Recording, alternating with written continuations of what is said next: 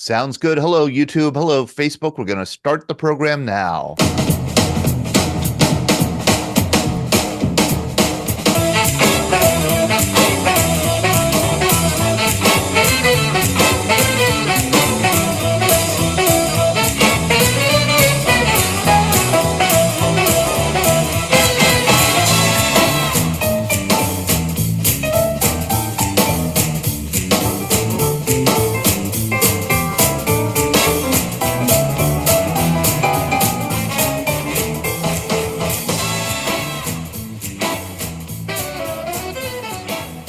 Hey, good evening, everybody. And welcome to our, I guess we call it our Greatest Generation Live program. I'm Todd DePastino. This is the Veterans Breakfast Club. With me is Glenn Flickinger. Hello, Glenn. Hello, Todd. We at the Veterans Breakfast Club, we've been doing this for 15 years. We're a nonprofit based in Pittsburgh where we have veterans come on and share stories. We do it in person at in-person events here, mostly in Western Pennsylvania. We also do them online, and we have a Monday night program we call VBC Happy Hour. This program on Thursday night, this is an ongoing conversation about the Apple TV Plus series Masters of the Air. Glenn Flickinger is our house expert on all things World War II, especially the air war over Europe. And so we've been dedicating these Thursday nights in January, February, and March to the air war over Europe. We're continuing that conversation. I'm the executive director of the Veterans Breakfast Club. I'll be the wingman assisting Glenn tonight. My name is Todd DePastino. And the Veterans Breakfast Club, as I said, is a nonprofit that has been in business for 15 years. We've had thousands of veterans come on and share thousands of stories to connect, heal, educate, and inspire. We get our stories shared through online programs like this, in person, and also through our publications, such as our VBC magazine, which we publish every quarter. I'll be talking a little bit more about that later. You could check out all the programming that we do and become a member of the Veterans Breakfast Club on our website, veteransbreakfastclub.org. And now I'm going to throw it to Glenn. Glenn, thank you for hosting this program. Thank you. Thanks very much, Todd. So here we go again. Those of you who might be new, I'm Glenn Flickinger, as stated before, and I've had the great privilege of hosting these Greatest Generation Live programs now for several years. All things World War II, but for the last couple of months now, we're focusing on Masters of the Air for obvious reasons. Every Thursday night, we do this with a historical expert, and where we're fortunate enough, a veteran of the 8th Air Force is on. And tonight we have both a veteran of the 8th Air Force and an expert author. And let me first welcome Lucky Luckadoo. John Lucky Luckadoo, say hello, please. Okay. I'll ask John. I'll ask Lucky to unmute.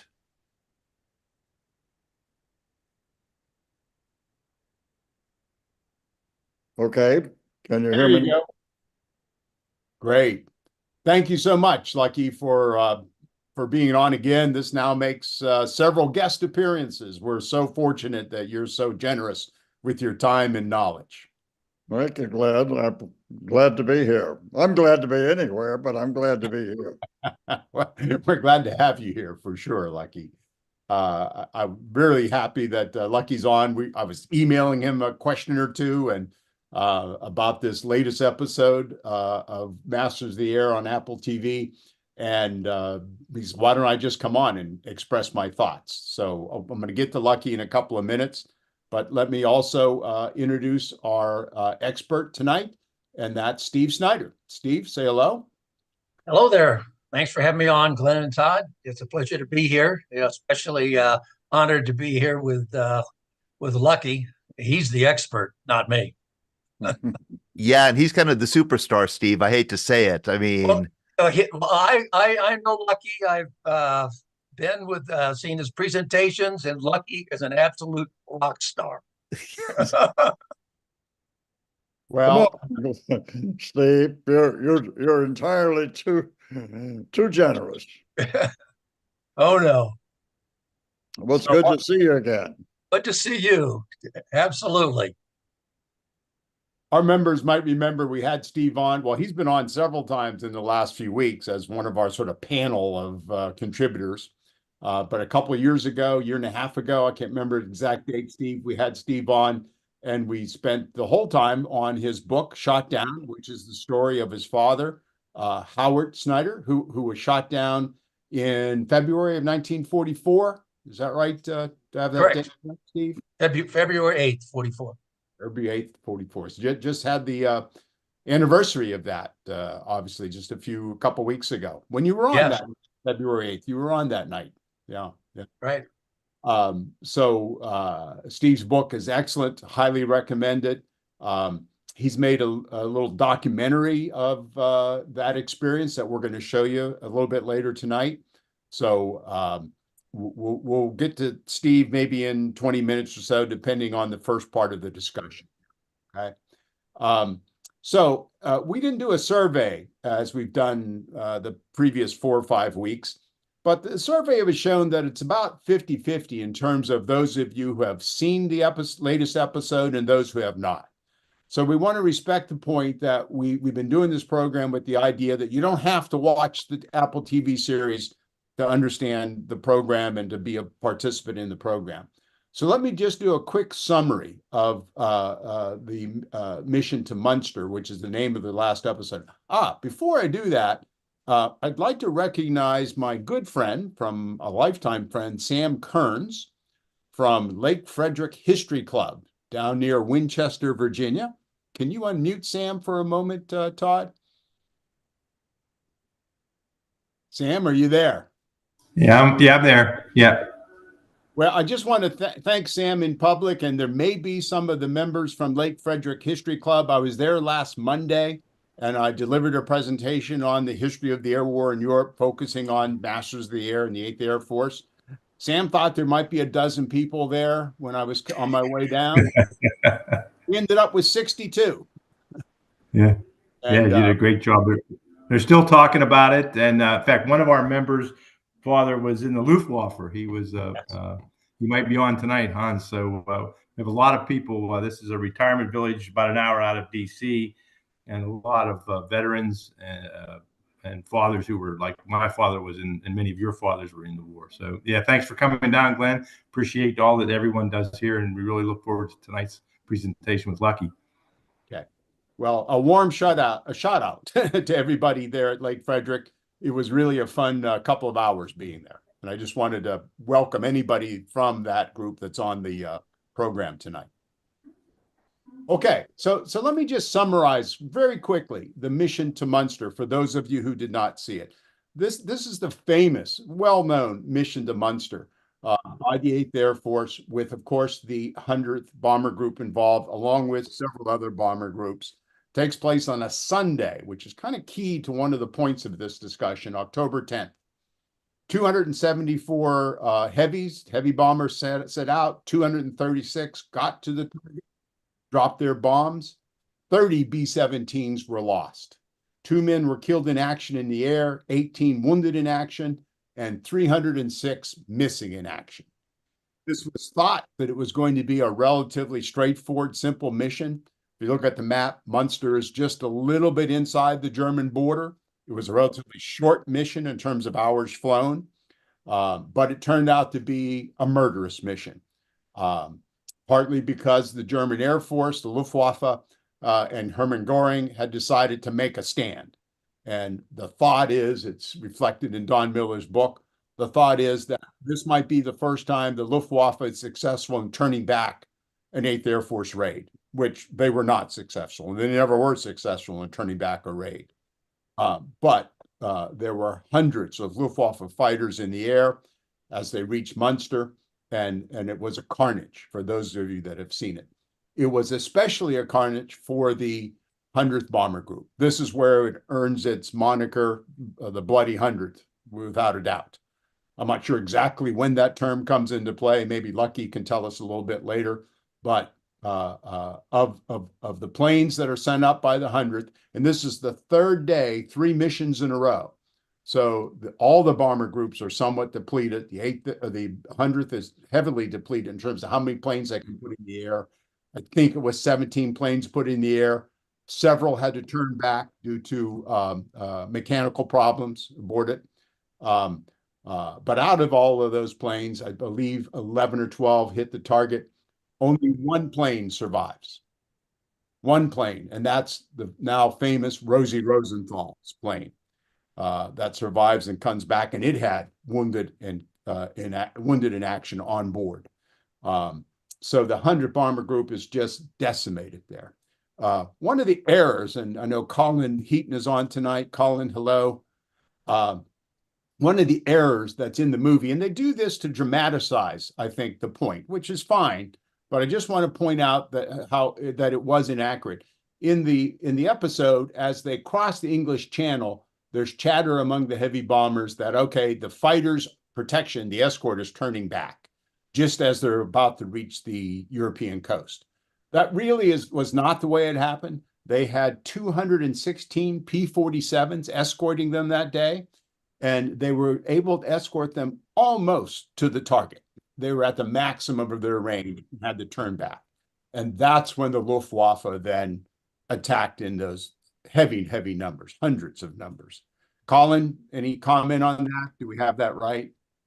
Yeah, Adolf Galland told his pilots he would send up a reconnaissance flight. There would be like 2 or 3 aircraft from each Geschwader who would basically orbit the area once radar picked up the bombers. And then once those fighters who refrained from attacking the escort fighters, once they saw, that those aircraft dropped tanks or turned back, that's when they radioed down, Angriffswolke, attack, attack, attack. And that's when all the pilots would take off. So it was coordinated. It was very well coordinated, and they expected that to happen. And that's why Galland organized it that way. And we didn't expect such a heavy resistance. Is that accurate? Yeah, there were 326 fighters deployed, 250 contacts in 3 waves, and I believe there were 72 German pilots who claimed victories, of which we know that was an overshoot. But we know that, I interviewed 3 of the pilots who scored B-17 kills on that particular mission. And I was dismayed not to see the 190s depicted they were flying, but I did see the 109 that was accurately depicted. So, yeah. So the other element of this, and this is where I was emailing with Lucky and talked to Steve about this, that's in the episode, is that this is the first mission by the 8th Air Force where the target is the city. It's the city center. And there's been, and it's covered in Don Miller's book, and the other book, Frank Murphy, Luck of the Draw. It's covered in depth in there. We don't need to go into it all. There have been some controversy as to what exactly was the target. Some said that the target was the cathedral in the center of the city, which was very close to the railroad marshaling yards. Some said that the target was the center of the city. Irregardless, this was the first time that the 8th Air Force participated in a bombing that they knew the intent was to create civilian casualties. Up until that time, they had not. Of course, the RAF and Bomber Command at night, that's all they did was that kind of bombing. So then it's a pretty tense scene in the episode as the officers are getting dressed in their ready room or whatever it was called. And there's some mumbling about this element of the mission. And Frank Murphy is the one who says, geez, do we really want to be bombing, moms and kids? These people are going to be coming out of church, et cetera, et cetera. And it's a dramatic moment that I think the screenwriter created for Egan, Major Egan, whose friend Clevin had been shot down a couple days before, and he didn't know whether Clevin was alive or not. Was out for revenge. And there's this very heavy exchange between the two of them. And Murphy backs down and says, yes, of course I'll go on the mission. Just again, it's a dramatization. It really did happen, but it didn't happen with Frank Murphy and Egan. In Don Miller's book, he covers it very clearly. It happened in another bomber squadron. I think it was the 95th bomber group. I'm sorry, 95th Bomber Group. With 2 other names and several other people. One of those characters one of those actual people was the son of a Protestant minister who had grown up very religious, and expressed his concerns about bombing near a church. And that's the scene that they transpose from the reality to the 100th Bomber Group. Okay, doesn't change the point. The point is there was this concern about bombing a city center and having a heavy impact on civilians. They carry out the mission with great success, despite all the casualties. It's a very successful, accurate bombing that day, despite the resistance. So again, another courageous mission by the 8th Air Force, and particularly the 100th. So that's what I wanted to get some discussion going from Steve and from Lucky. Steve, I think you have a paragraph in your book where you address this. Right. Yes, I do. It's only a few sentences. Could you read that as a point for us to try to see if we can have a discussion about this? Sure.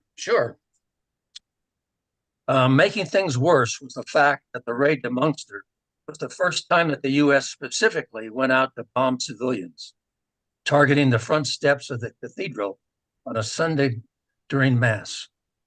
Many crews, especially Catholics, had serious problems bombing a house of God and questioned their orders.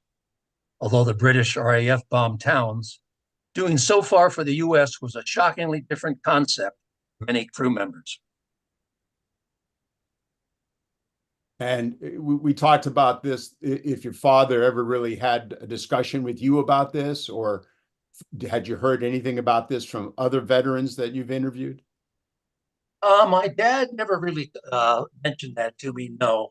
And, there's always been debates that, I've been involved with, on bombing of Dresden and other German cities, the pros and cons of doing that. And, there's just like the series depicted in that one scene that you mentioned, there were some airmen that were really bothered by it, but some of them said, hey, they're the ones who started this. They deserve it. And I have no pity on them whatsoever. There's a line in Don's book. I'll just paraphrase it. That an airman from another bomber squadron said to Don Miller as an interview. He said, "This was our third mission in a row in 3 days. We were so tired, we didn't know, we didn't care where we were going. We just wanted to get the job done and get back." With that, let's ask the man who was there. Lucky, what are your thoughts on this? You come in to the 100th Bomb Squadron shortly after a little bit after the mission to Munster. Was this a discussion at all while you were there with you or your fellow airmen? Oh, it certainly was, Glenn. As airmen, we did not know ever what the real strategy or purpose behind our bombing was. We were totally ignorant of the fact that the British were so adamant against our daylight bombing strategy that they did everything in their power to dissuade us. And in one case, they even noted that Sir Arthur Harris, the head of the RAF bomber force, pleaded with Prime Minister Churchill to plead with President Roosevelt to order the 8th Air Force to stand down from daylight bombing. Now, one of the important things about that you should remember in context about this particular episode in Masters of the Air is that this was, of course, the third raid in successive days of what we call Black Week, Yes. which began on October the 8th of 1943, and which I participated in. You were there. I was not only there, I was the sole surviving element leader in the formation after we left the target.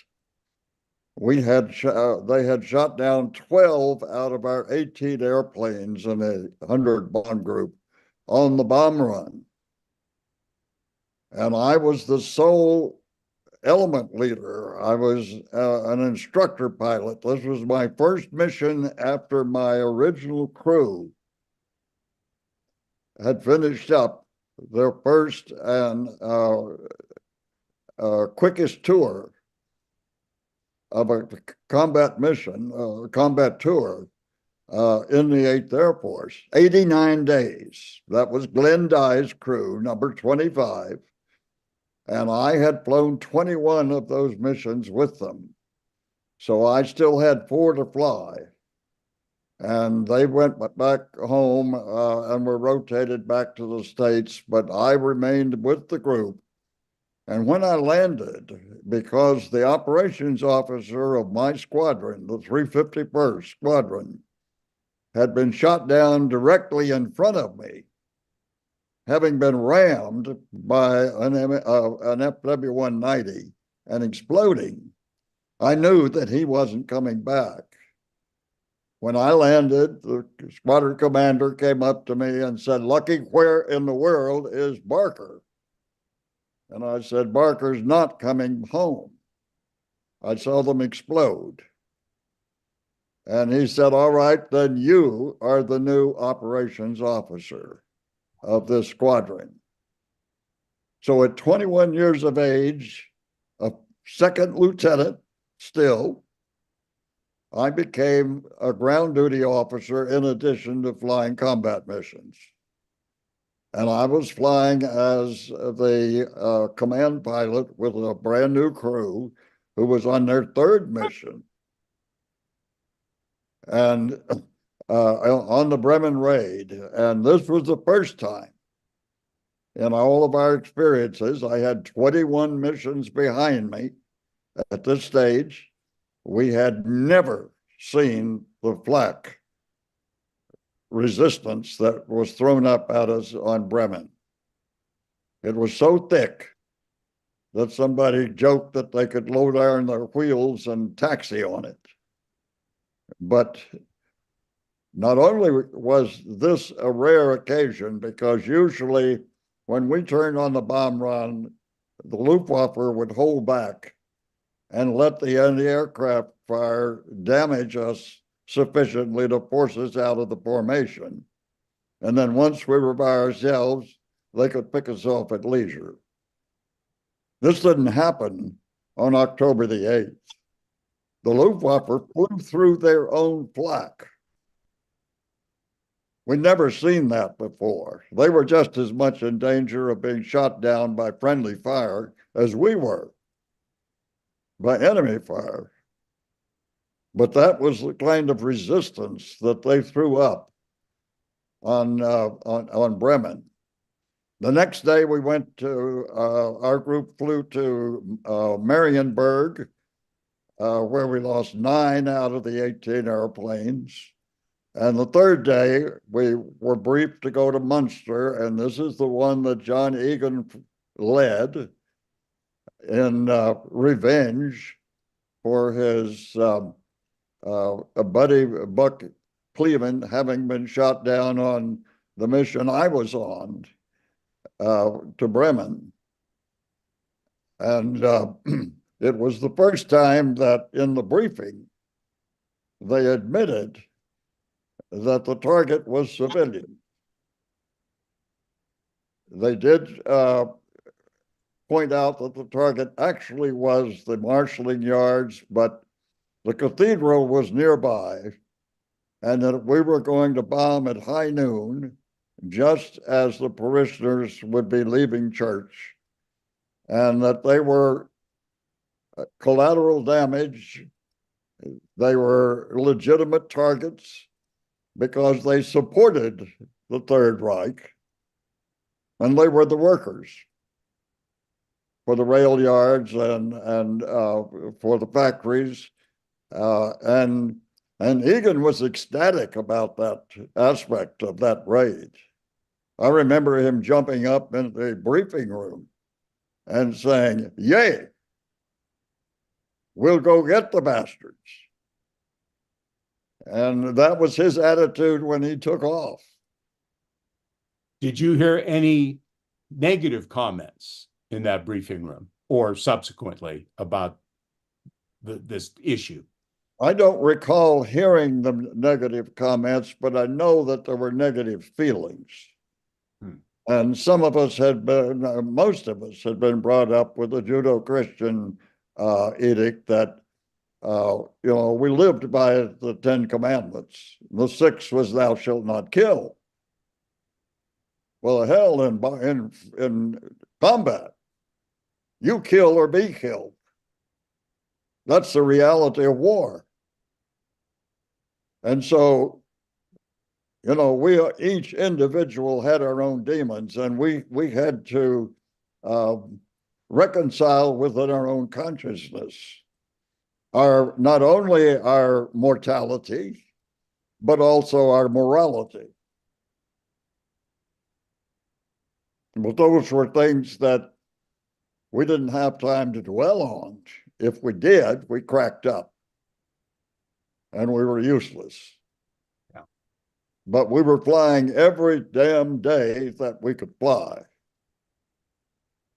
And on that Munster raid, when I stood on the tower that day as an operations officer, trying to count the returnees, and the only one was Rosie Rosenthal, the single survivor, made it back on 2 engines, barely. And they pretty well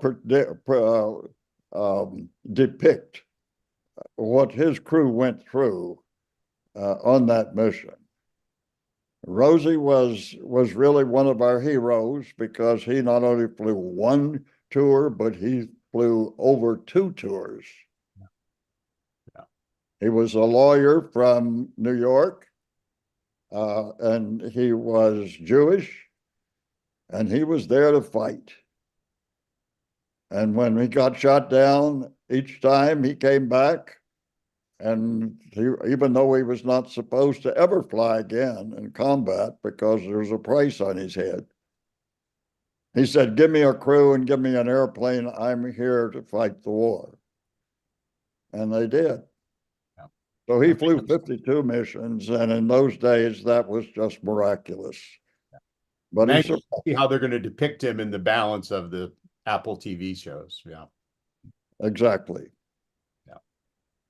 But the series is and I know in talking with Tom Hanks and Steven Spielberg both that they were adamant about being as accurate and as factual as they could be. But then in spite of all of that, their film writers did sneak in a few inaccuracies that are not really consequential to the story or the acts that were performed of courage and heroism that individuals and crews exhibited while they were serving in the European Air War. But they nevertheless were not totally true and accurate. And it's understandable. And again, I think you used the right phrase there, Lucky. The inaccuracies they show are not consequential. They're just done for dramatic effect to make the story a little tighter. Otherwise, the darn thing would go on for hours and hours and hours, and nobody would watch it. Let me ask the audience, if you would, Lucky, are there questions from the audience of either Steve or Lucky about this point or any other point? Just raise your hand. Anything in the chat room, Todd? There's chatter in the chat room. Greg Yost put it that Bomber Harris's tactics were controversial, even at the time. I asked whether Americans on the home front were aware of this debate and these questions, because I don't recall anything in the home front. No, okay. Colin says no. It was not debated on the home front. I just have chills hearing Lucky talk. I mean, it's just remarkable. that Yes. we have somebody who was there, who was depicted. Rona. Let's see. Good to see you, Rona.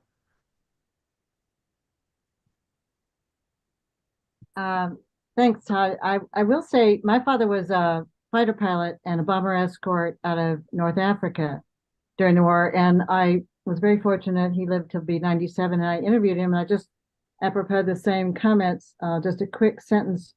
When I talked to him about his missions, he said, it was my philosophy. We're talking about targets of opportunity. When they finished escorting the bombers and had to turn back, he said, it was my philosophy. I don't know that it was the overall philosophy, but mine was that anything that moved, automobiles, cars, trains. He said trains were a favorite target because they blew up nicely. They were usually freight trains carrying armaments. So that was a good target, targets of opportunity, anything that moved.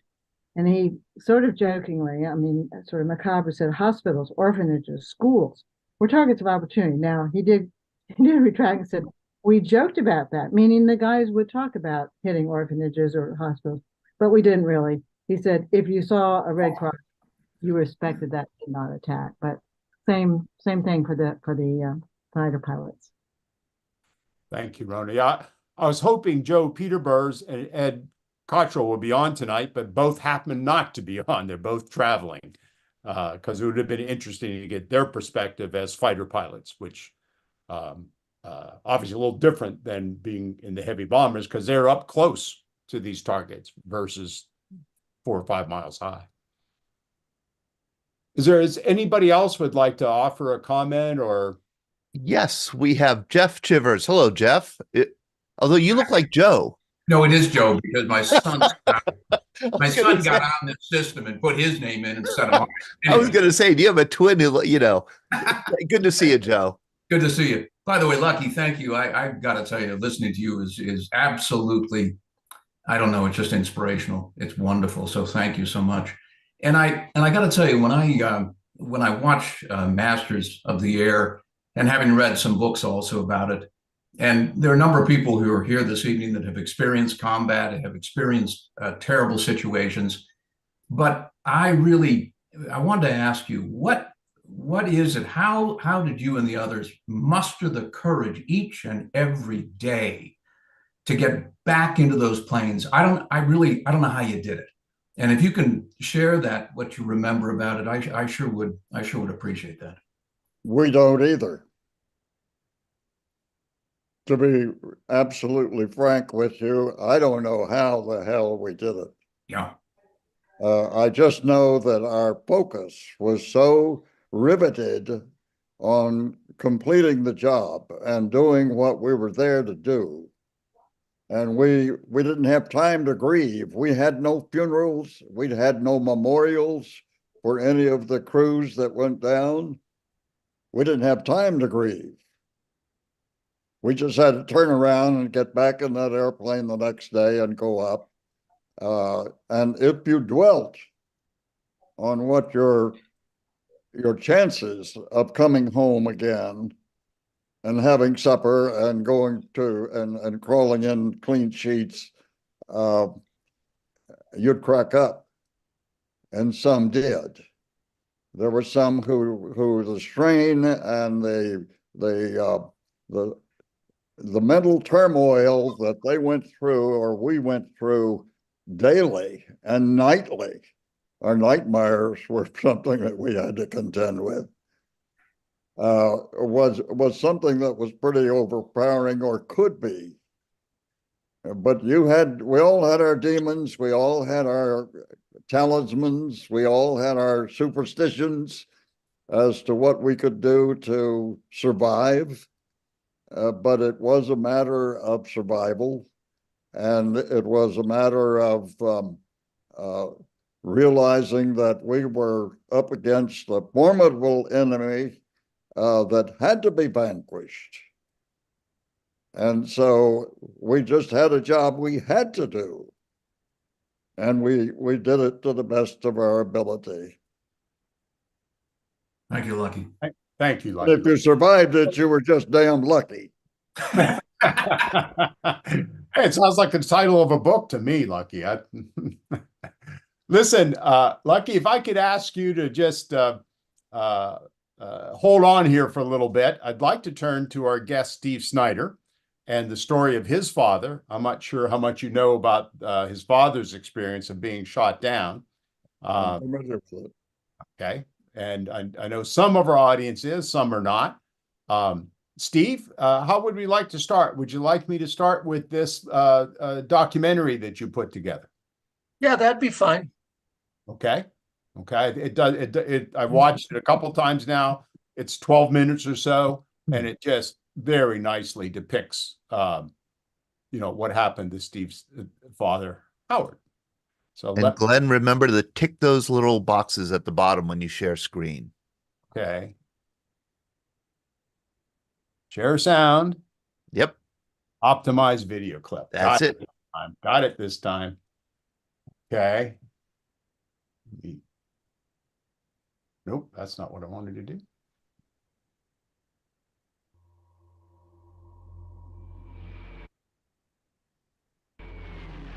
You doing okay? Yep. Great.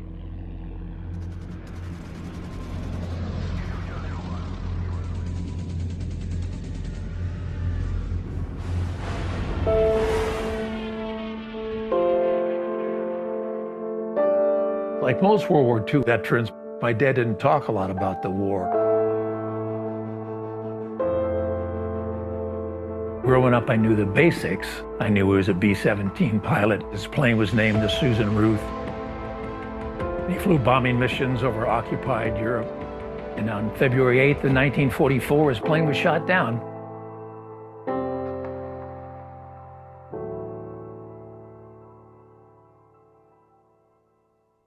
I had a wonderful relationship with my father. He was a tough guy, kind of a no-nonsense guy. We compared him to John Wayne. He was that type of character.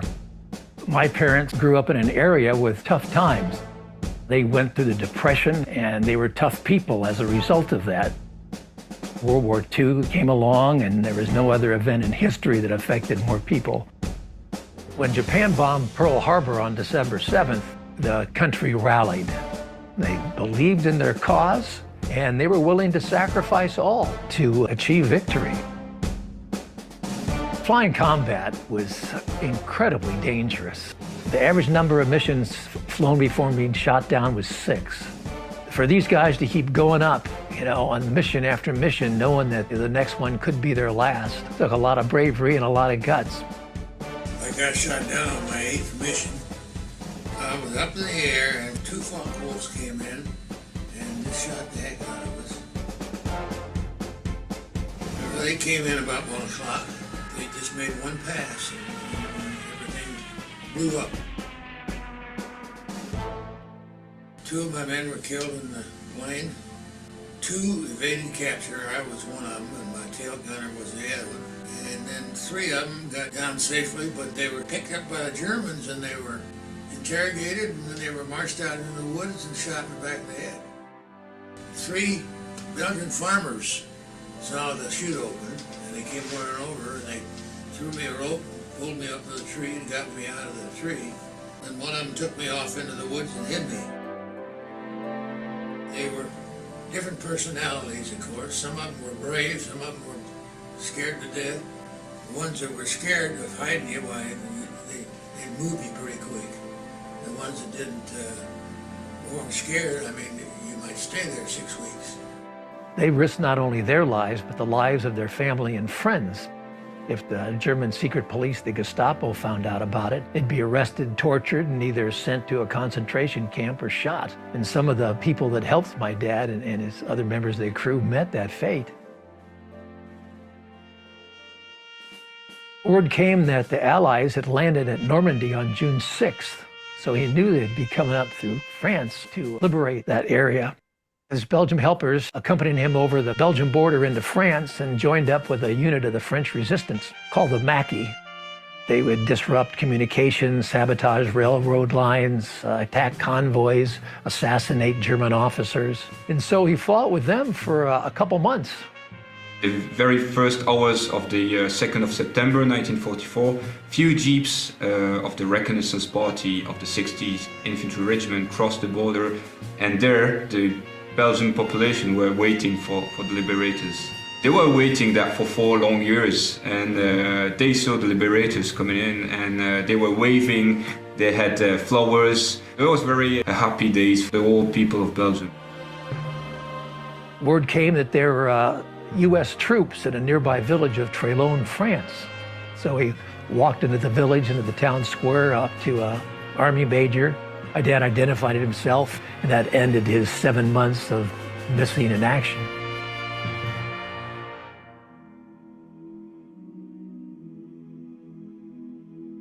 The Belgian people saw firsthand the atrocities committed by the Nazis. To this day, they are so grateful and so thankful still for the Americans coming to their rescue and liberating them from Nazi oppression. My father, Paul Delahaye, started the Belgian American Foundation in 1984. It was for the 40th anniversary of the liberation of Belgium. The GIs who had been killed deserved the right to be honored and to receive homage from us because they gave their life for us. Every year they have ceremonies at these various memorials that they've erected in the area on the anniversary date of those events. But the big celebrations are always on September 2nd, the anniversary date of the liberation of Belgium. Your father came the first time in 1988. I remember him when he came the first time because we were very young, so that was the Americans. We had never seen Americans, you know, so that was a bit crazy.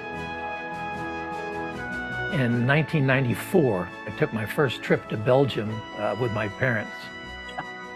There was an event. There were hundreds of people in this hall, and we were a little late arriving. My dad walked in, and the entire place stood up and started applauding, and it was really moving. You know, they treated him like he was the president of the United States. I'll never forget it. I got a whole new appreciation for my dad because, you know, I knew these stories, but, you know, you hear the stories, but, you know, they're not that personal to you. But when you're there and you've seen these places where the events took place, I've been in rooms where my dad was hidden. Think that he was right here. He climbed out this window to get up on this roof. You know, the history is preserved right there. The locals really saved my dad's life. It's a war we fought together. He came here to liberate my country. Why wouldn't I help him? I corresponded with him from the time I got back to the States until they died. They're wonderful people. They're brave people. I mean, they risk their life to keep you from being captured.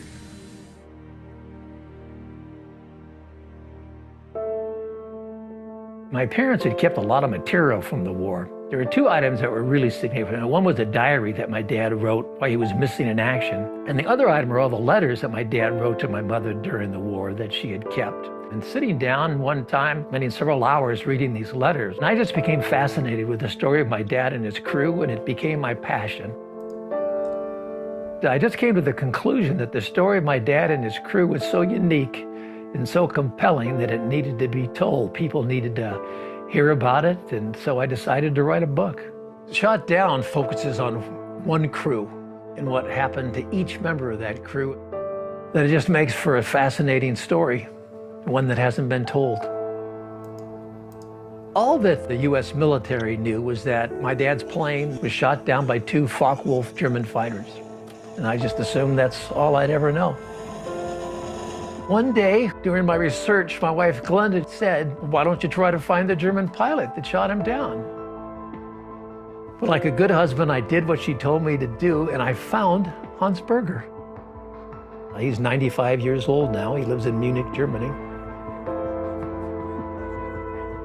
Here's a picture of Hans. Well, that's pretty neat. There's your plane, your picture, and your autograph. The young people of today, they have no idea what our life was, what the time was, what difficulties we had, and that we were not all evil Nazis, but we were people like you and me, and we just grew up in different spheres. On this 8th day of February, your father and me met, and we shot each other down. I've been asked several times, like, well, don't you hate this guy that shot down your dad's plane? But no. Well, good for you. It keeps. From the very get-go, I felt a personal relationship with Hans.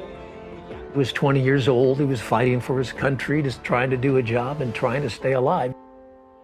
And World War II was the defining moment in my father's life. Really, I think it's the defining moment for any guy's life who fought in World War II. Yeah. And Hans is a part of my dad's life, a part of his story. And so I had no ill feelings toward Hans, and we become friends. Never thought that I'd meet the son of a guy I shot down. Yeah, well, I never thought I'd meet you either. Incredible.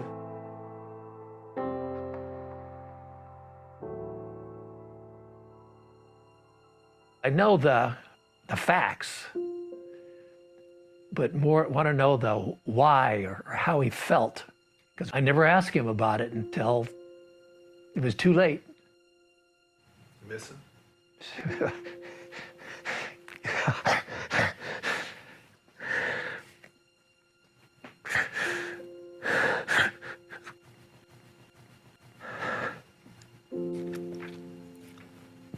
Yes, I do.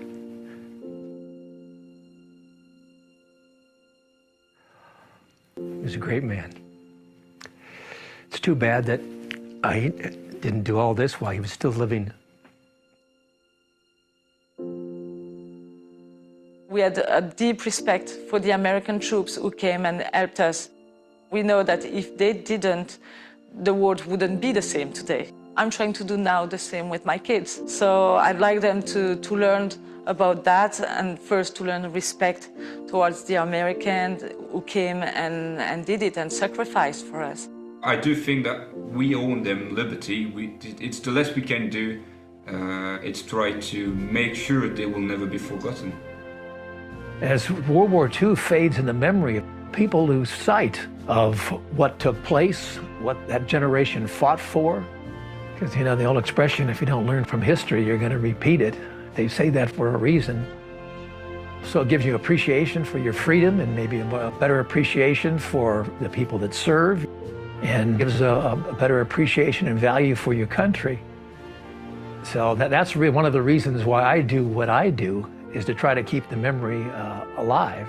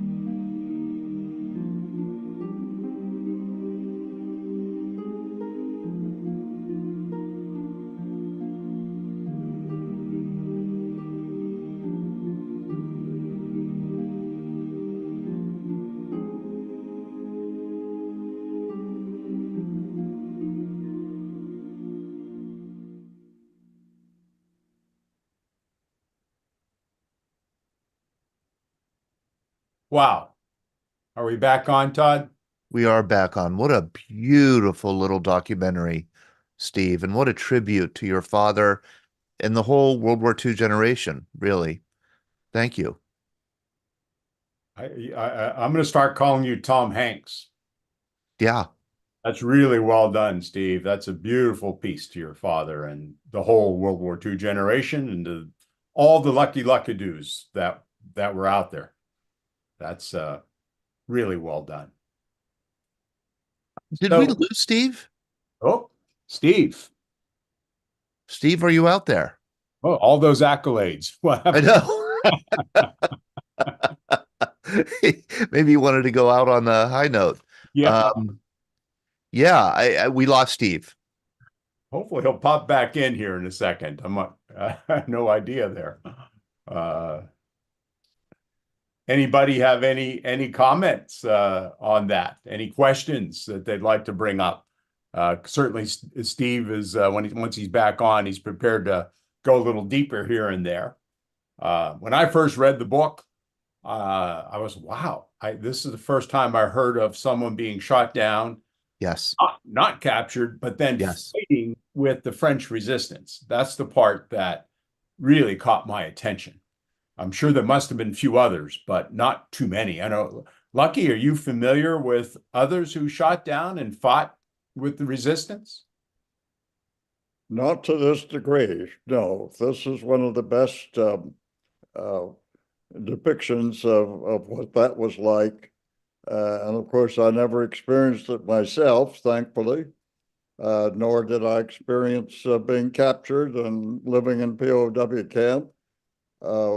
Those are aspects of the war that I did not experience firsthand. I was aware of them, of course, but they weren't part of my repertoire. Yeah, well, fortunately. Fortunately, yes. I'm curious about the 3 airmen who were captured, interrogated, and then shot. Yeah. That's also something I haven't heard much about. I was going to ask Steve about that too, and hopefully he'll come back on here in a second. It's been a couple of years since I read the book, so it's a little hazy in my mind. One of the other aspects, because he covers each of the crewmen, and by the way, I don't know if you noticed, one of those crewmen's last name was Musial. That is Stan Musial's, the famous baseball player's nephew, which I always found kind of interesting with that connection. Has Steve popped back on yet? Steve has popped back on, and Brad Washabaugh has his hand up. Hi, Brad. Hi. Hey, Lucky, thanks again for joining us tonight. I was wondering how you felt about the German pilots after the war, and whether you had the chance to meet and converse with them, and your attitude towards them after the war. Yes, Brad, I have had a chance to meet several, including Galad, who was probably the leading ace of the Luftwaffe, and I hold no animosity toward them because I am appreciative of the fact that they were doing exactly what we were doing, and that was what we thought was right, to defend the cause that we were fighting for. And they were human beings just as we were, flesh and blood. And the ones that I met and got to know were, of course, just like you and me. And that was a realization that we didn't have to acknowledge or to experience during the war, but after the war we did, and that made all the difference. Yeah, thank you, Lucky. Steve, you're back with us. Yeah, sorry about that. My internet went out. Well, for about 5 minutes, after the film stopped, we had nothing but high praise for you, your father, your effort to make this beautiful film about him, and what a great tribute is to him and to all the World War II generation, and particularly the 8th Air Force. Well done. Thank you very much. Absolutely. It's just not my book's just not about my dad, but it's about each member of his crew and about all the courageous Belgian people that risked their lives to help him. And it's a tribute to all the men who served in the 8th Air Force and all the men who served in World War II. One of the first questions that came up was the 3 of your father's crew who were captured and then subsequently shot. Could you expand on that? What more do we know about that?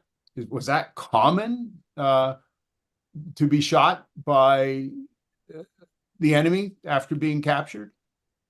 Yeah, three of my dad's crew evaded capture for a couple months, and they actually met up with seven other downed airmen.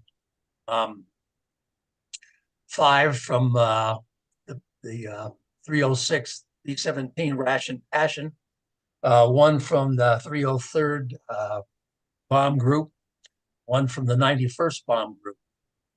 At one time, there were eight of them hiding in the woods outside of Chimay. And do I have sharing on here?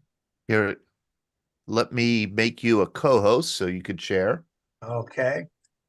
And the 10 of them were hiding in a makeshift hut that they erected with the help of some Belgian helpers, the woods outside of Chimay, Belgium, which is right at the French-Belgian border. Let me see if I can share this here.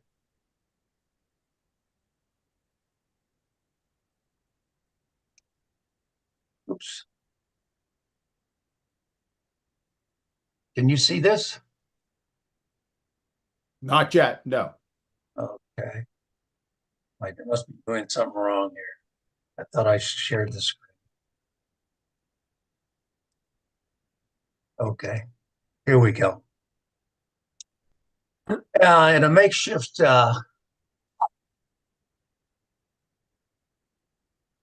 this is the location of the hut in the woods that went up now, which they've marked off. Sorry, it's taken a while. This is the location of the hut that's marked off now. There's a tribute to it there. And this is what the hut looked like, basically in shape. There were 10 of them hiding in this hut, and they were waiting to get into escape routes to get down through France into Spain, over the Pyrenees, and then out through British controlled Gibraltar. This is what the hut looked like. And we got this diagram from one of the guys that were hiding in the hut, Warren Cole, tail gunner, on the Ration Passion. And it was built into the ground, as you can see the image on the left. And the roof of the hut touched the ground.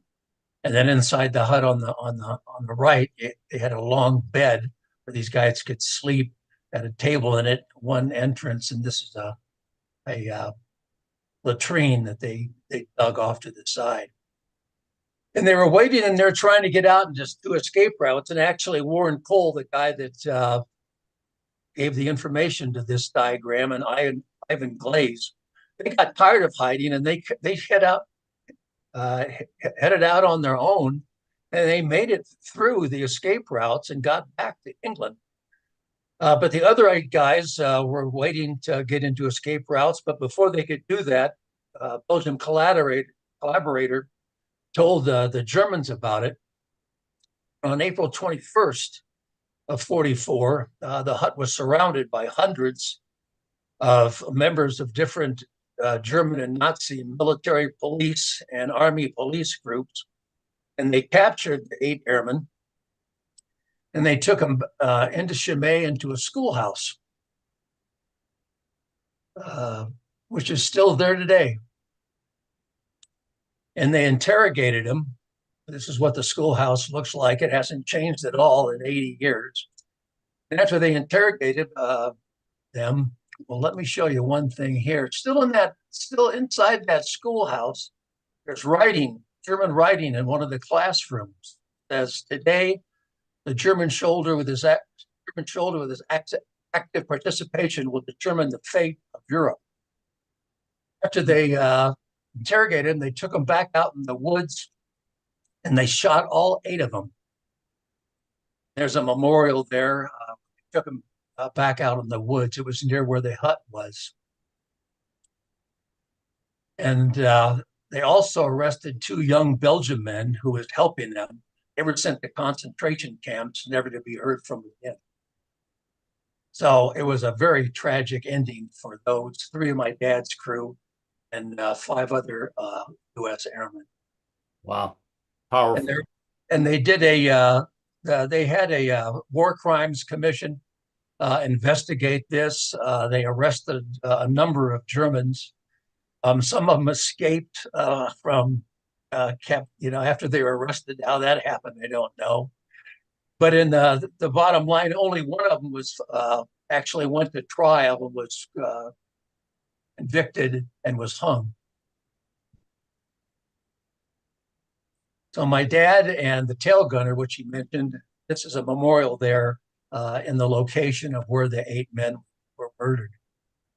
Like I said in the video, the Belgian people are wonderful people. They're still so thankful.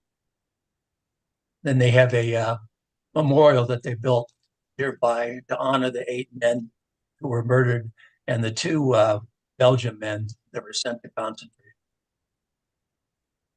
Wow.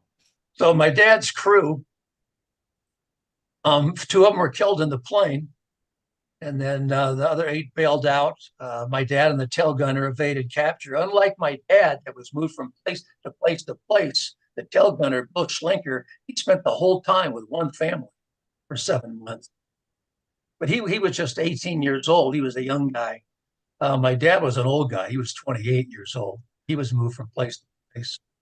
And then 3 of the crew were immediately captured by the Germans and became POWs. Although 2 of those men were so severely injured, one had his foot blown off and the other almost had his right bicep blown off, that they were repatriated before the war ended, and they were sent back to the U.S. in January of 1945. So something really kind of different happened to each member of the crew after they were attacked by the Falk-Wolf fighters. Yeah. Now, I found the part about the 2 wounded airmen being repatriated fascinating. It was something I had not read of before, and as I did a couple of years ago, but I haven't done. I promised myself that I'd research that a bit and see if that must have happened to others as well.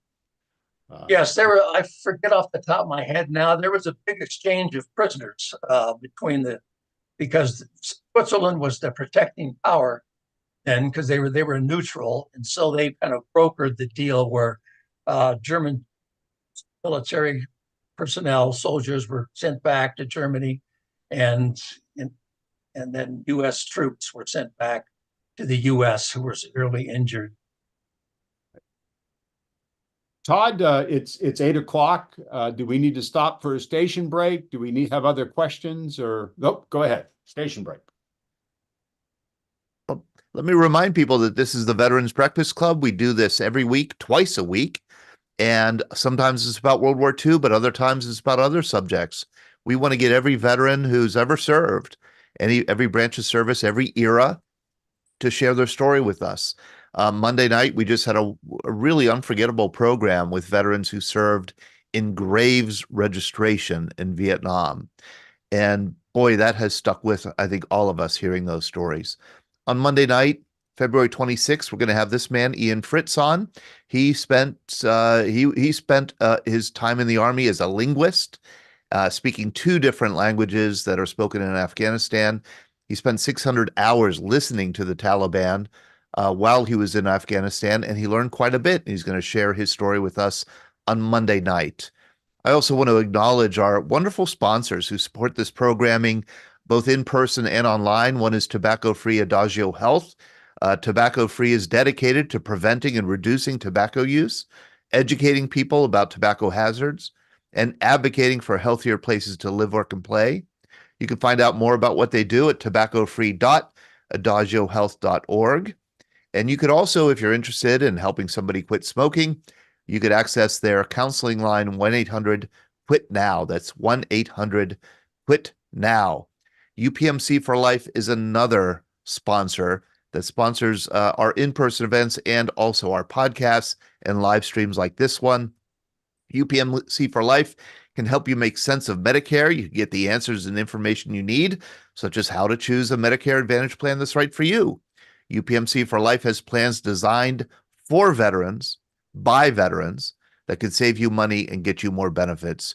You could check out your plan options by going to upmchealthplan.com/Medicare. That's upmchealthplan.com/Medicare.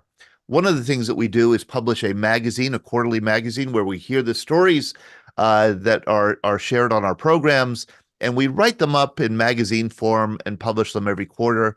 This goes out to 17,000 people. We now send it out to 9,000 households, over 9,000 households, and then print out 7,000, 8,000 more for hand distribution. It is going to the printer this week. You should get it in your mailbox next week. And let us know if you would like to subscribe. It's free of charge. You can just send me an email, todd@veteransbreakfastclub.org. Finally, we have a very quick, short survey. It takes 2.5 minutes to fill out. What do you think of the program? What'd you like or not like about it? How can we improve? I'm going to put the link in the chat here. We read these very closely, and we thank you for taking 2.5 minutes to let us know what you think about these programs. All right, back to you, Glenn. Thank you, Todd. Let's see. Are there other questions of Steve Snyder from the audience or in the chat about his father's experience, about any aspect of the air war? You can. Oh, here we have Don Patton. Hello, Don. Great, Don. Thank you for being with us. I got to tell you, Don is one of those people that has filled out the survey, and Don talks, we listen. Yes. Except we're not hearing. Yeah. No, if there's no questions, one thing I'd like to comment on, I've always wondered why my dad decided to join the French resistance. The smart thing for him to do and the safest thing for him to do was just to stay hunkered down and stay hidden and wait for the U.S. troops to come up and liberate the area. But he felt it was his duty to get back in the fight. Word came that the Allies landed, at Normandy, and he felt that there were U.S. soldiers and airmen and what have you fighting and dying for their country, and he felt it was his responsibility to get back into the fight. And that's why he joined the resistance. His helpers tried to talk him out of it because he could have died fighting against the Germans, or if they had captured him, they would have shot him on the spot as a terrorist or a spy. And he was quite taller than your average French or Belgian. I mean, on the documentary, you could see how tall he was. Yeah, he was 6'3", so he was quite a bit taller than the local Belgian people. They had a tough time finding clothes that to fit him because his pants were always too short for the ones that they put on him. They stuck a beret on him to try to help him blend in. But there were several times where he was almost discovered by the Germans that are described in the book, which are. But he finally got tired of hiding. It was pretty stressful, being hidden. His plane was attacked. He was on fire. He has to bail out. He's in a foreign country, has no idea where he is, doesn't know what's happened to his buddies on the crew, can't communicate with the U.S. military, being helped by complete strangers. They can't communicate at the beginning because he couldn't speak French and they couldn't speak English. He learned how to speak conversational French later on. And any one of those people that could help, that were helping him, out to be a collaborator. Yeah. Don Patton, you have unmuted. How are you, Don? I'm unmuted. Yes, sir. Steve, I've run the World War II History Roundtable in Minnesota. We're in our 37th year, and I have heard so many stories that in my aging process, I can't remember them all. But one thing that I'd like to let the people know, I wish I knew how many stories are out there. We had a program, actually, we did 2 programs over about a 12-year period. A lady here by the name of Barbara Wojcik, and she had an uncle, and you could do a whole program about her story. Unfortunately, she passed away with cancer about a year ago, but she wrote a book called Bud's Jacket. And it's an unbelievable story. He was in the, her uncle was in the 305, I think it was. was in the 305th, bombing the Lorient sub pens, and they did much of what Steve did. The family had been kind of divided. Won't go into that story, but the family came together. They actually went over. They went to the crash site. The French folks there in that area had put up a monument. And when I took the roundtable trip there 5 years ago, we actually went to the crash site, to the monument site.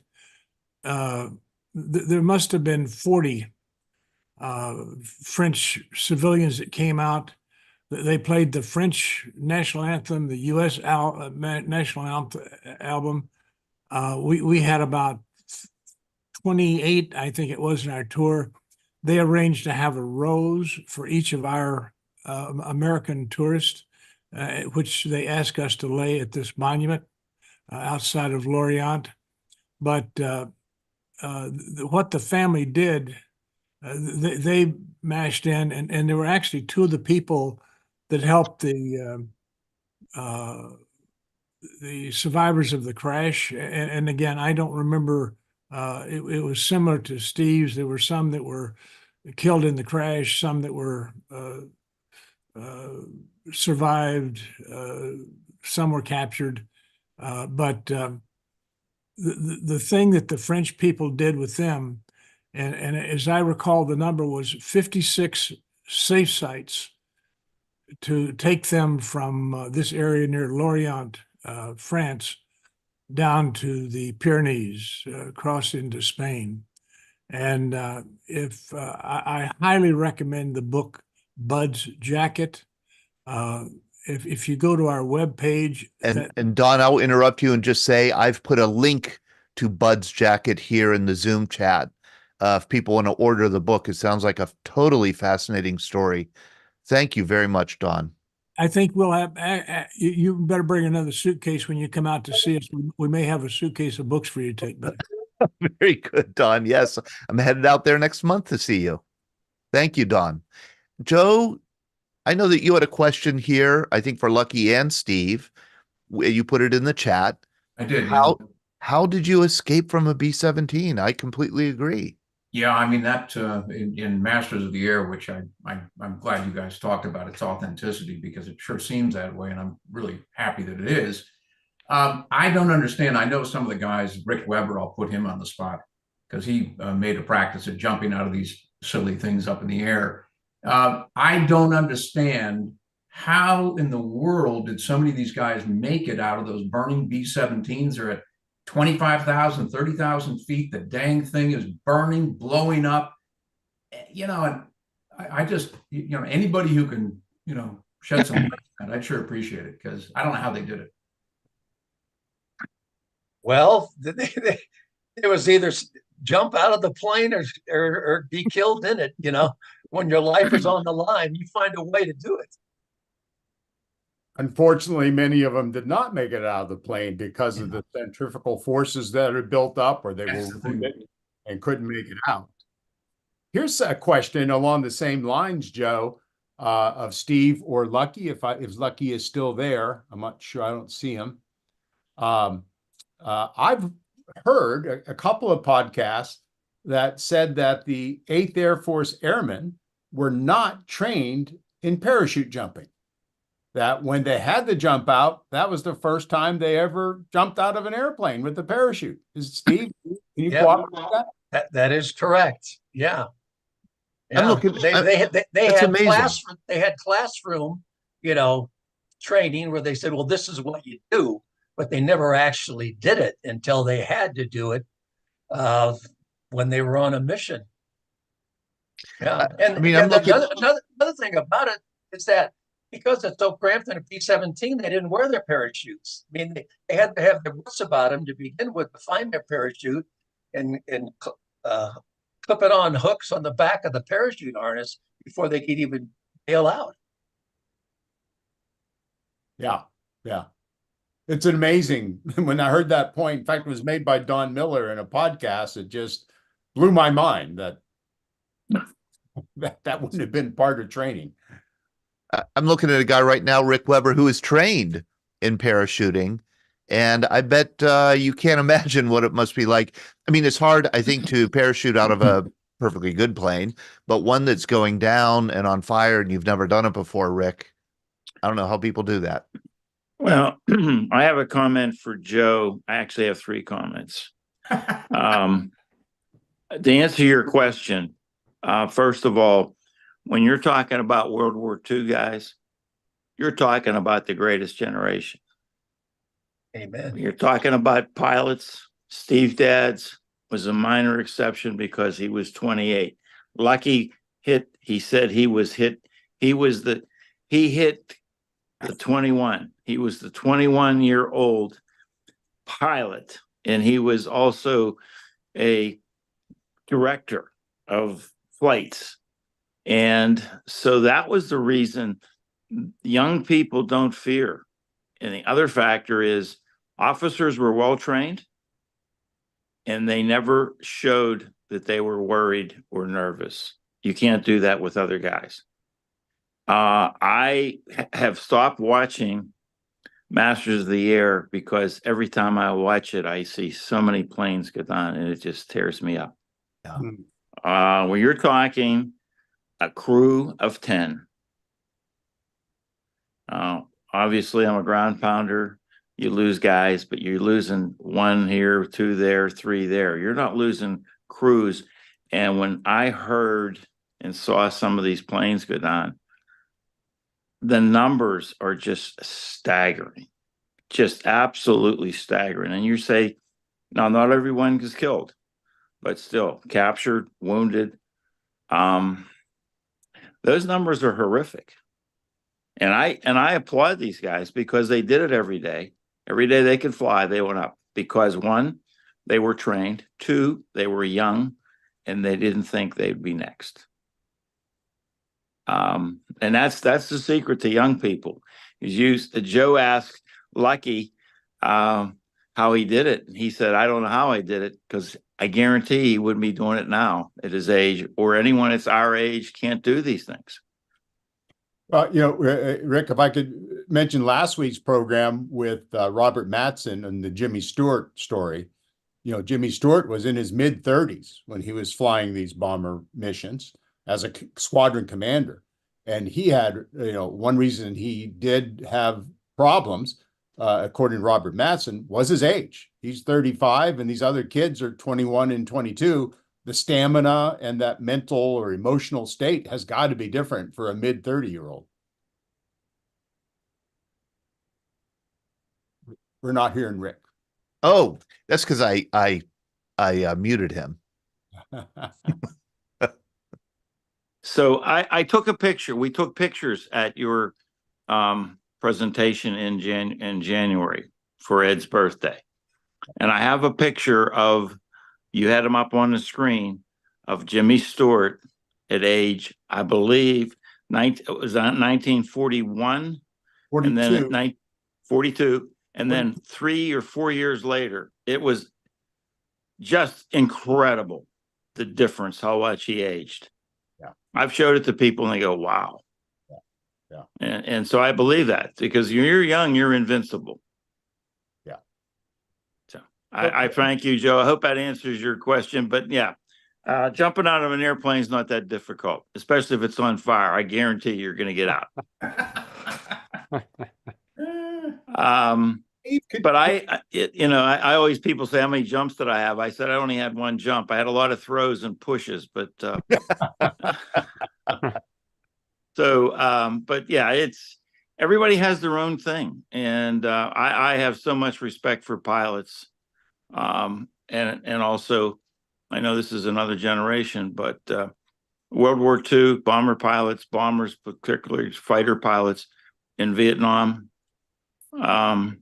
you have helicopters going down left and right, and there was crews of 4, and that was tough. So I applaud them. I think that everyone has their own job to do, and everybody does it the best of their ability. And so I salute these gentlemen because they are terrific, just as I do all World War II. Thank you. So Rick. thank you, Glenn. You're doing a terrific job, man. I really. It's easy when you got people like Steve and Lucky to talk to. Oh yeah, well that's for sure.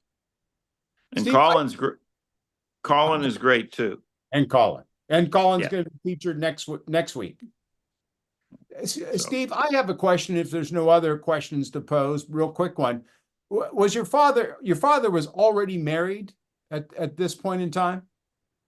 Yeah, 3 of his crew were married, but he was the only one that had a child. His plane was named Susan Ruth after his 1-year-old daughter. So during that 7-month period or so when he's missing in action, what did the family know? And do you have any recollections from your mother as to what was happening in the States and her thoughts? Well, they were shut down on February 8th, and on February 23rd, she got a telegram from the War Department saying that he was missing in action. And there's a lot of excerpts in the books from letters that were exchanged between mothers, wives, sweethearts that, are very moving and personal about, their basically belief in God and hope and prayer that their loved one would come back home. And then my other sister, Nancy, was born when my dad was missing in action. Wow. My mother not only had 1-year-old Susan, but baby Nancy, not knowing if she'd ever see her husband again. And she knew nothing until he got back to England in the middle of September. And then he sent her a Western Union telegram saying he was back at base and fit as a fiddle. So that was a glorious day for my mother and my dad's parents and all the relatives. It's the other part of this whole story that we don't often touch on, and that's the agony that the families went through waiting to hear what happened to their loved ones. And the guys that were prisoners of war, they could correspond back, so they knew that they were safe. And then they found out that the 2 airmen, or the ball turret gunner and the radio operator, were killed in the plane. But they didn't know what happened to the other 5 missing in action. And actually, they didn't find out definitely what happened to all those guys in the hut for a year after the war ended. Yeah. And it was just because the co-pilot, George Ike's father, went to his senator, and they ended up doing a war crimes investigation where they have actually found out that these 8 guys were murdered and buried in a common grave in Belgium. And then the graves registration, dug them up and they identified them. 4 of the guys in the shot down story are buried in Margraten in the Netherlands, and my dad's ball turret gunner is buried at the Ardennes American Cemetery in Belgium. Steve, to the best of your knowledge, did your father suffer from any survivor's guilt? Not that I know of. He did suffer from PTSD when shortly after he came back. I never noticed he had gotten over it by the time I was born. But yeah, my aunt told me that my dad and my mother, I had some rough times when he first came back because he had these 2 little needy baby girls, and coming from missing in action and fighting with the resistance, he just wasn't in that frame of mind. One night, actually, my mother told me that my dad started strangling her in the middle of the night. She had the Howard. And so, yeah, but I don't know about survivors. He did, the 5 guys that made it, they did get together now and then and play cards, and they had reunions. And I met him when I was. Yeah. Other, Todd, we're getting towards the end. Can we get anybody else's question in? Let's see. Anybody else have a question here? Oh, someone's waving their hand there. Oh, hold on. Mike Prentice. Yeah, here we go. A 306 member. Mike.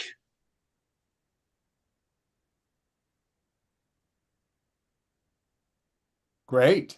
Thanks for joining us, Mike. We're trying to get you to unmute. Okay, here we go. You got to unmute, Mike, so we can hear you. There we go. Can you hear me now?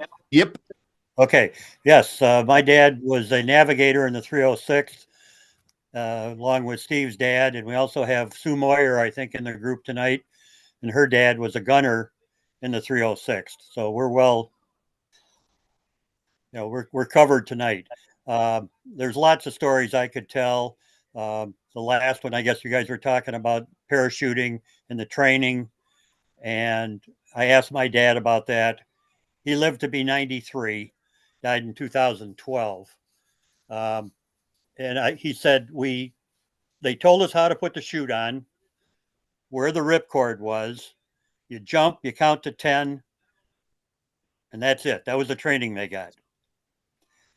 And one of the guys, he was shot down on the second Schweinfurt raid, and 5 of his crew lived and 5 died. One of the guys refused to jump. Another one stood in the doorway and pulled the ripcord while he was in the plane. And the chute opened and hooked over the tail of the plane, and he went down hanging on the plane. Oh. So there's a million stories out there. That's just one of them. And your dad flew on the Schweinfurt Regensburg raid too, right, Mike? Yeah, he flew all of the Black Week missions. And Sue, if you unmute, I don't know if your dad flew every one of them. My dad, every one of the missions so far in the Masters of the Air, my dad has flew on. And the first one was the Regensburg Schweinfurt mission. And the 306 went to Schweinfurt. And my dad they came back on 2 engines and 50 gallons of fuel and had to land at another base. And obviously their plane was pretty well shot up. He flew the other ones, and that mission was kind of screwed up from the start. And then the Schweinfurt mission on October 14th was kind of screwed up also. That mission probably should have been aborted, but it was not. And so 5 of his crew lived, 5 died. On the second Schweinfurt mission, 10 of the 15 B-17s of the 306 were lost. Yes, there were only five that made it to Schweinfurt. And my dad, they never got to Schweinfurt. He and the plane next to him in formation were shot down over Belgium, never got to Schweinfurt. And all he ever said was they knew we were coming. Thank you for sharing with that. Thank you for. Ron, did your dad fly all the Black Week missions? I'm sorry, was that for me? Yeah. Was your dad on all of the Black Week missions? He did not go to Munster. He was on Bremen and Marienburg, and he was severely wounded on second Schweinfurt. He went to the first Schweinfurt also. He did have some survivors. He never flew again. He was in the hospital, and his crew was shot down shortly after the second Schweinfurt. And I didn't know a lot of or understood a lot of this until, I delved into it more frequently, but he always said he left them down. I couldn't understand that. But what it was is he felt that he needed to be with the crew to help them through their POW experience. Right. And one thing we learned on this second Schweinfurt was about 30 years ago, a man named George Schaefer contacted the president at that point and said, we know you have a memorial association, the Second Schweinfurt Memorial Association, which was started by survivors and headed up by Bud Peasley, who was the mission commander from the 384th. He had gone to mission command. And he said, I'd like to come to one of your reunions. And they didn't really get the connection. But George Schaefer was the grandson of the Schaefer family who started the ball bearings industry in Schweinfurt. And he was what was called a flak boy. the flak towers that were shooting were even younger than the 18-year-old pilots. They were in school, and whenever they knew a mission was coming, they had been trained. Younger ones, as young as 8 or 9, were taught to do some of the mathematical calculations to man guns, and then the kids who were what we would say middle school today, younger teens, would help with the 1 or 2 German soldiers who manned the flak guns. So these were younger boys even than our fathers, and they felt a need for reconciliation and to share why they did and what they did with us. And in the city of Schweinfurt is a memorial. It's a joint memorial between the two. And friends by choice is the bottom line on that one. And it's sort of like Steve meeting with the man who shot down his dad, and it's mutual respect. And we learned a lot more about the flak from them. And they even had more remorse, probably because they were more victims than anything else. They had to do what they did. And oh, I'm sorry, I have to say hi to Lucky. You still on, Lucky? I think he dropped off. I haven't seen him in okay. 15 minutes. All right. Thanks. Well, I think it's about 8:30, Todd. Should we Yeah, let's wrap it up. And I just want to let people know that, Glenn, you are going to be leading a tour, a Masters of the Air tour in England in September. People are welcome to join us. They could go to our website, veteransbreakfastclub.org/travel, to find out more about the information on the trip.